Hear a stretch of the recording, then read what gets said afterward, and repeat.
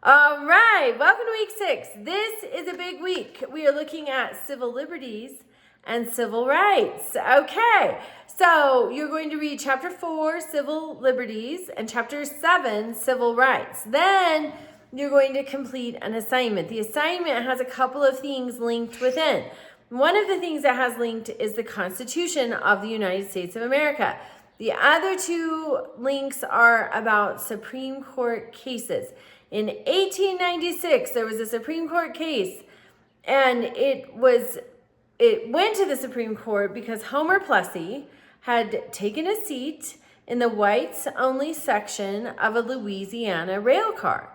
And obviously, with a whites-only section, at that time, it was segregated. So this fight, he was arrested for that because he was of mixed race. So he was arrested for that. The fight goes all the way to the Supreme Court of the United States, where the Supreme Court, the institution that should be entrusted to interpret the Constitution, perverts the 14th Amendment in such a way that they create the separate but equal doctrine. And so that really, segregation, that just poured gas on that fire. If you've ever poured gasoline on a fire, it just poof, takes off. So then, it's not until the 1950s, the Brown versus Board of Education case, which you're also learning about, where the court reverses the separate but equal doctrine. And it says that separate educational facilities are inherently unequal. There is an answer to one of your questions in the assignment. All right, also, I want you to look at the Civil Rights Act really codifies what the 14th Amendment should have affected.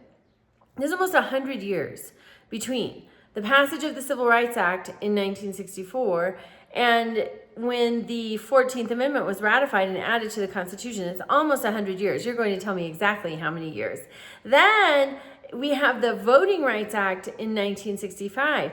That codifies what should have been put into practice in law by governing officials, election officials, with the ratification of the 15th Amendment. Again, almost 100 years. Not quite, but almost. So that's all part of the assignment. So I hope you get a lot from this assignment, and I hope that you see that you need to be paying attention to your government.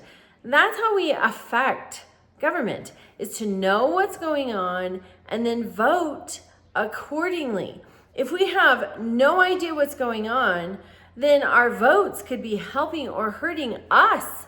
We need to do our part to ascertain as much factual knowledge about what is happening and then also we need to vote. Do you know that fewer than half of the people who can vote do?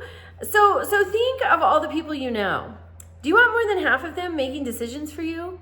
Because that's what's happening, is when you choose not to vote, you're giving that power, that decision making to somebody else. Think of that. Do you allow that in any part of your life? You don't. You decide what you eat. You decide what you wear. You decide where you work. You decided to take this class. You make decisions about things that you understand directly and immediately impact you. Voting directly and immediately impacts you. The people, the laws, the referendums, the initiatives, you need to know what they are. And I think sometimes we're deluded into thinking maybe we're not smart enough. Maybe we don't have enough knowledge, but that's not true. And that's not how our government was designed.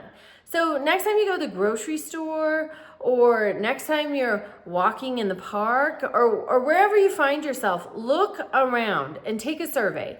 If you can see 10 people, just based on what you're seeing, would you want 5 of them making decisions for your life? Because that's what happens when you don't vote. You allow everybody who is voting to decide for you. And that affects you in every possible way. That's your health, your wealth, your safety. You are turning into the hands of strangers. And they do not have your best interest at heart. You are the one who has your best interest at heart. So really, I hope this shows you That's what brought the Civil Rights Act. People paying attention, people understanding how government was supposed to work, that it was not working the way it was supposed to, and then they took action, peaceful, strong action.